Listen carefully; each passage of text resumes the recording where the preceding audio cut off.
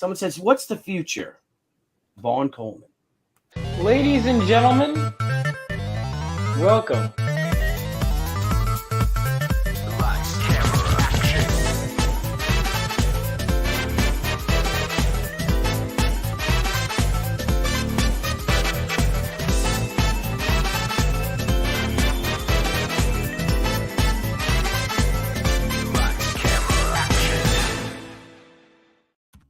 What's going on, guys? I hope you're all doing well. I just got back from seeing Spider-Man 2 with some friends. Of course, I've seen the movie many times before, but I feel like of the Raimi trilogy, it's the one I have the least nostalgia for. Now, that being said, of course, seen it many, many times. But I guess we could just kind of jump into it. Naturally, to no one's surprise, I did, in fact, like the movie. I think it's very good. It's generally, you know what, I'm going to put up a poll in the chat, talking about it, because I am curious what the general consensus is. The consensus in my chat seemed to be last time they were more excited for me to talk about Spider-Man 2. So I'm going to do that. But 1 second.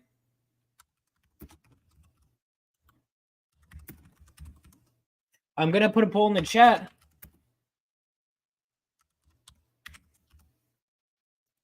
I'm going to put a poll in the chat. We're going to find out which is the most beloved Sam Raimi Spider-Man movie. Let's go. All right. So, right off the bat, one thing I'm going to say is this movie is a lot more reflective and slower than the first one. Now, that's not a bad thing. But, you know, often you see the sequel and it's like, how we can get bigger. And a fusion reactor is certainly bigger. Now, one thing I will say, by the way, tying it into my comic, which of course I will talk about, is my comic has a fusion reactor in it, which is the thing of the future. So it's really interesting because it's like they have the exact same kind of fusion reactor that my comic has. And it's interesting, like tritium. I was like, oh, I know all that now because I had to learn that as I'm doing my comic because my assistant editor, Reed DeCenzo, had told me all this theoretical science about, you know, fusion reactors and how it would need lasers to hit tritium, which would cause a reaction. And so seeing that on screen is great. So maybe I'll send that to my artist to some reference material. Hey, have you seen Spider-Man 2? Yeah, we're doing that for the reactor, which is really cool. That's really cool stuff. So just tying that in. By the way, speaking of Phenomenova, let's pull that up real quick. Phenomenova is doing phenomenal. Actually, it's doing very well. So Phenomenova has 123 backers, 123 backers, and $8,073 raised. Over 200 copies are going to have to be printed at least at this rate. I, of course, am going to print more, and I'm going to get more. But for those that don't know, Phenomenova is set 20 years after World War III and follows the idealistic son of a war hero who is struck by lightning while holding a mysterious crystal and finds himself awakening with lightning powers and lightning speed. And he tries to stop a heist at a nuclear fusion reactor, kind of like what you see in Spider-Man 2. So if that sounds interesting, definitely make sure you check it out. Of course, we have the Raimi cover here too, which will be colored. So if you're interested, check all this out, guys. Make sure to check it out. And with that being said, let's get back into it. So Mary Jane is a lot more likable and sympathetic this time. For some reason, I was like, oh, she's the worst. She's not in these Raimi movies. I don't know what I was talking about. I will say John Jameson got done dirty. He is so nice. But Peter was neglectful of MJ the whole time. And first of all, the movie starts off with, instead of starting off with him swinging, I will say the fact that it's like, okay, he walks away from the girl in the first movie, and then we start with narrate. Oh, actually, that's interesting. We start with narration in this one, but we do not close with narration. We start with him dwelling on MJ, and then we see how his whole life, like he fails as a pizza delivery man, even as Spider-Man. There are a lot of occasions, though, where I'm like, dude, why doesn't he just switch to Spider-Man to get places? But you really see this movie focuses more on Peter Parker's life and the rift it causes between him and the people in his life. And because of Spider-Man. Spider-Man is almost like the antagonist for a lot of the movie, more so than Doc Ock is, which is interesting. Now, Doc Ock is great, but my biggest problem with this movie, I would say, and I love the movie to death, is he doesn't feel as ever present as the Green Goblin did. Like, you know, like he kind of his goals are not, he doesn't give a shit about Spider-Man. He doesn't care at all. The only reason he goes after Spider-Man is one, when they're at the bank, they just happen to be in the same place. And two, because Harry Osborn, who I think is great in this movie, by the way, has a vendetta and wants him to go after him. That is why.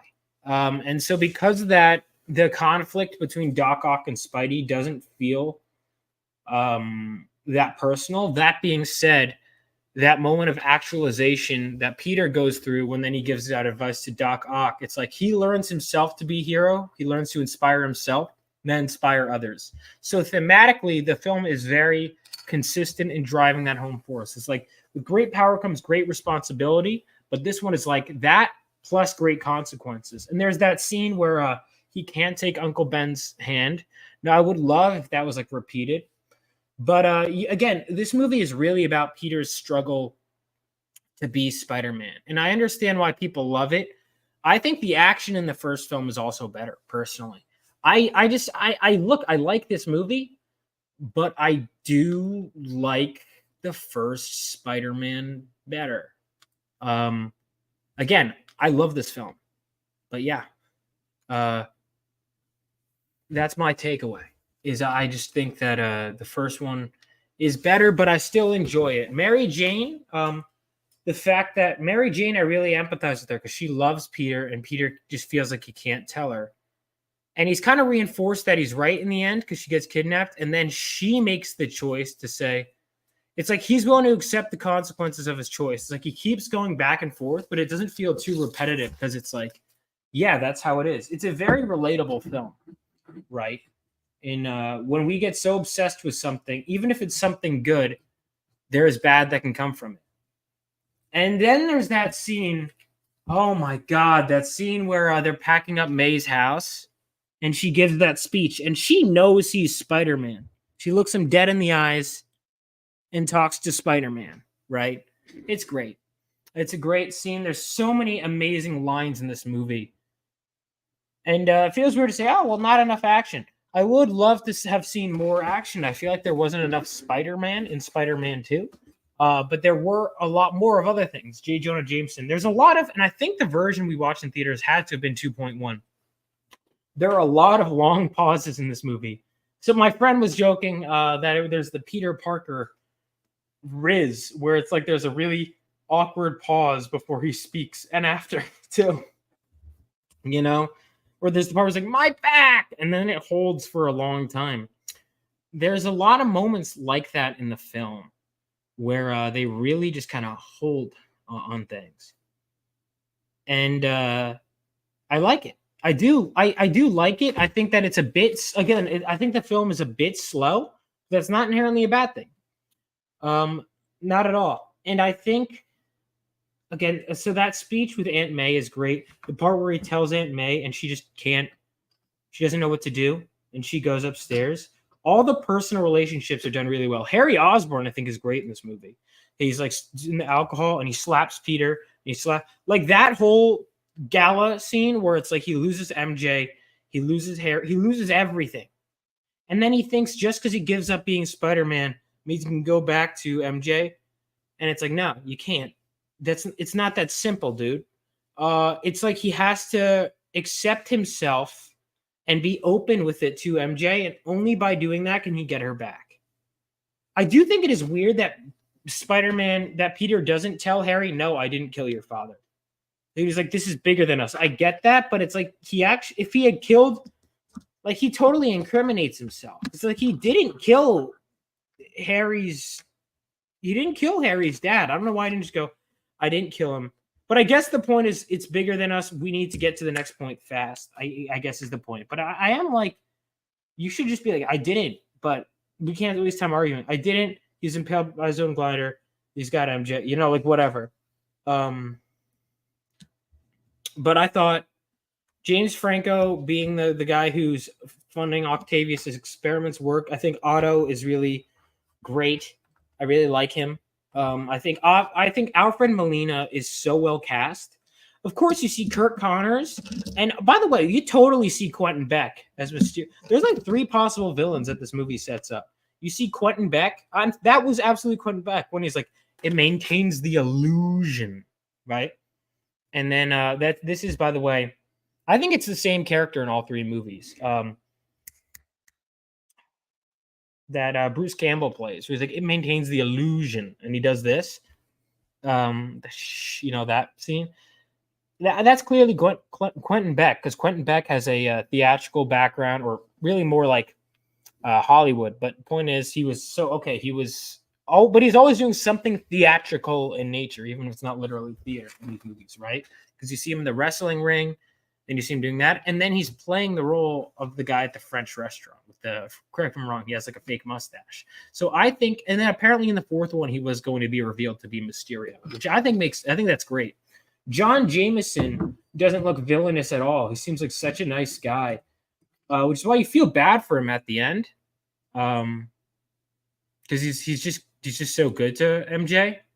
But it's like you feel good for Peter, and you feel good for MJ because MJ wasn't in love with him. She was in love with Peter. It's just, I mean, it's one of those movies too that makes you feel good about humanity, right? Like there's the train scene, which of course might be the best sequence in the whole movie, where Peter is like, he's doing that, and then you have the people again that they're like, we won't tell anyone, Spider-Man.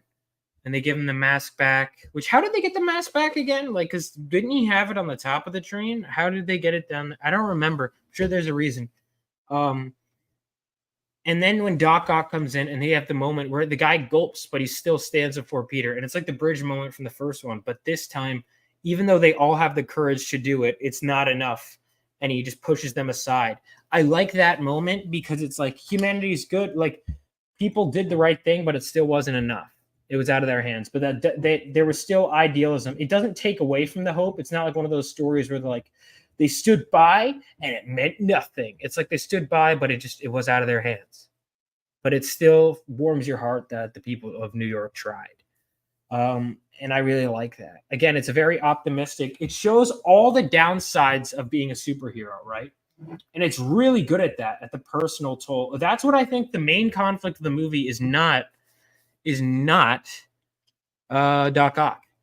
He feels like, compared to that, it's a much smaller part. The main conflict is Peter's personal life issues. He starts doing better in his classes with Dr. Connors, another villain they set up. And this is how you should set up villains, by the way, and New Goblin. Like, they set up multiple villains, and potentially John Jameson certainly has a villain origin story now. And I know he is like, what is he like? What do they call him in the comics? Because I know he becomes the wolf, but he also gets like that thing that makes him stronger and bigger in that one issue. What you see in Spectacular Spider-Man, that like alien, what was it, like parasite or something? I don't know. But yeah, I mean, you see multiple villains set up, but it really is focused on that conflict. And it shows all the negative consequences of being a superhero, but it says that it's all worth it because look at how you help the people around you. Like, it breaks your heart when Peter turns and walks away when that kid is getting beaten up, because it's like, he would do something. And yeah, okay, certain things in his life go better. Okay? Doesn't matter. Now, there are a lot of quiet and awkward moments in this movie. I think the first one is paced better, in my opinion. I think that this movie takes its time, but there are so many good moments. I wish there were more people in chat right now to talk about it. But apparently, I didn't realize that Rini and Narwhal are streaming live. So maybe I'll just, because I don't want to stream over them too much. I really don't. So I'll make this a video that I want to just kind of like, I'll make it more as a video, right? Because I get that people are going to watch this later. But I loved it. I think it was great. I think it's a very good movie. But again, the first one is better in my opinion because Doc Ock, while great, Alfred Molina is great. I love the trench coat. I love the look of the arms, the feel of the arms. I love the way they flow in action. That one scene where he awakens and it's like clear that it's the arm decisions, and it's like once he awakens, it's too late. Or I love the even just that whole sequence when he goes off and his origin happens. It's set up so perfectly where Peter's like, the equation might be wrong. It's like his arrogance. He's like, don't question me, whatever. And then you see the thing on his back. He's like, this will keep me in check. It's all of his arrogance comes to bite him. And then it's like the arms take over control. I almost wish there was more Doc Ock. I really liked him. Alfred Molina does great, looks like the character, perfect casting, just like Willem Dafoe. He does a great job. I wish he had more screen time though, because it's like there's this large portion of the movie before he becomes Doc Ock. Like there's large portions in between where again the Green Goblin feels like once he's in the picture, because it takes a while for him to get there because we're doing Spidey's origin, but once he's there, he's there. Doc Ock feels like he's not as ever present, because he's just off. He robs the bank and then he's off building the reactor, and that's it. But his motivations are clear. What does he want to do? He has the reactor that messes up, and then that the arms take over, and he gives in to his worst instincts. But you see that there is an honorable man underneath, and he comes back and redeems himself. And I think that is something very special. Again, I think there's a lot of really cool stuff in that regard. The score, of course, is great. Go get him, Tiger. That's a great closing line. Even though the word tiger is more like flirty in the comics, Mary Jane is different, just like this Peter is different, right? Peter has more Riz in the comics. So is Mary Jane. But that's okay. Mary Jane is girl next door type. And I actually think upon these rewatches, she does work much better than I remember. She's much better as a character. Harry, again, you could see from the beginning, there's clear tensions. I think the movie does a really good job with the character dynamics and evolving them from the first movie. Everyone feels natural. There's Mr. Diktovich is, of course, fantastic. Then Olga is great too. Was she Olga? Wait, what was her name? Hold on a second. Cast. What is her name? It's Olga, right? Or something?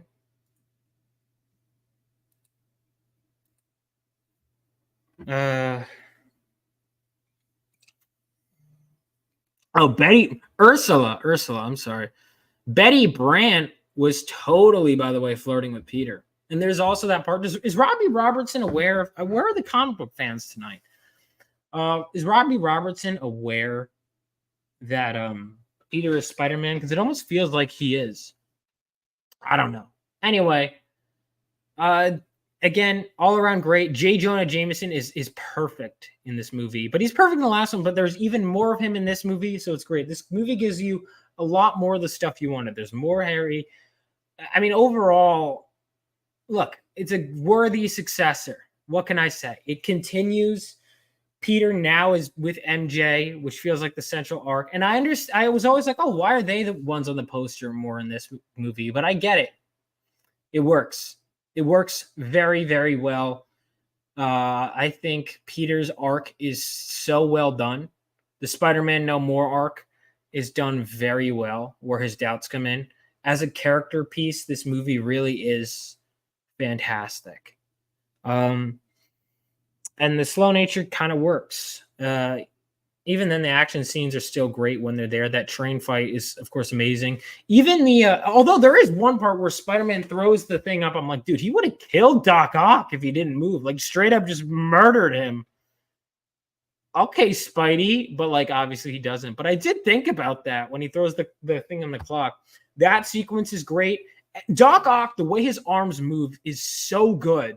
And again, the trench coat, I think that he looks cooler than he does in the comics. So I'll say his suit better than Green Goblin's. When I was little, I liked Green Goblin's movie suit more. I thought the comic book one was kind of tackier. And then as I got older, it's like, no, the comic book one is clearly better than the movie Green Goblin. But regardless, still looks great.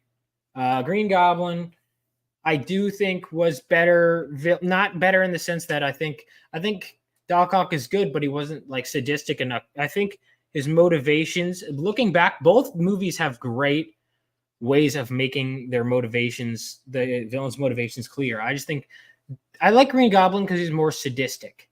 Doc Ock took no pleasure in it. He was just a guy who was like controlled by his arms.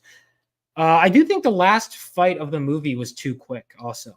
But it works. It works. Like everything in this movie, it works. There's the part where MJ sneaks up and just totally slaps her aside.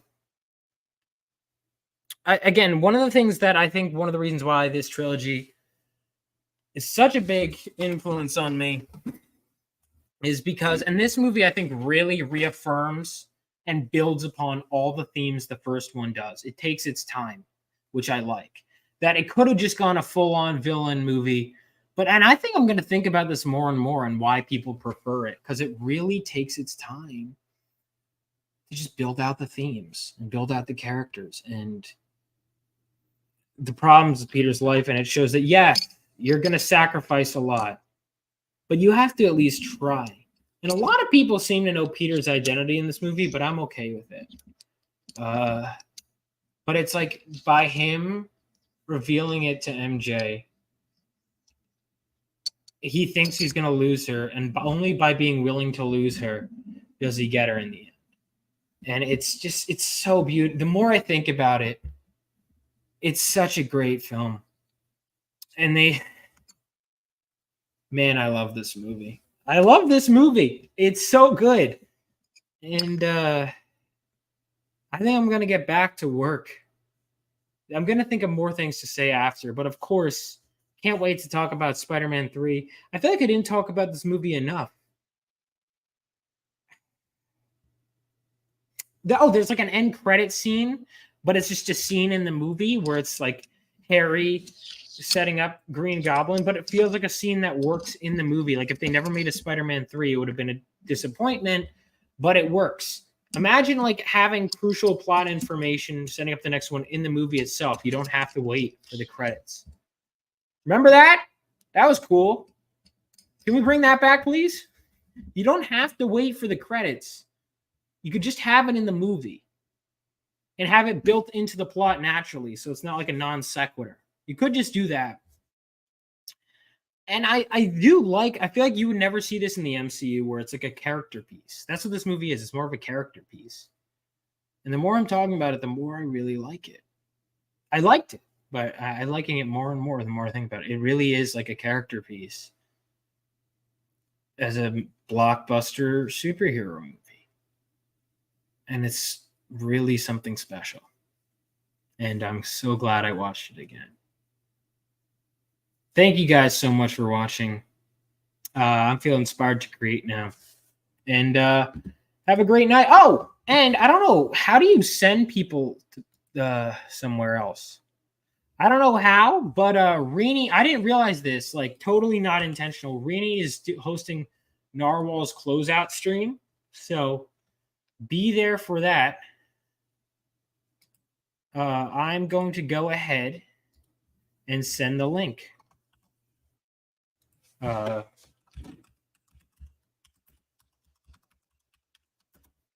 Yeah. Have a good one, guys. Peace out.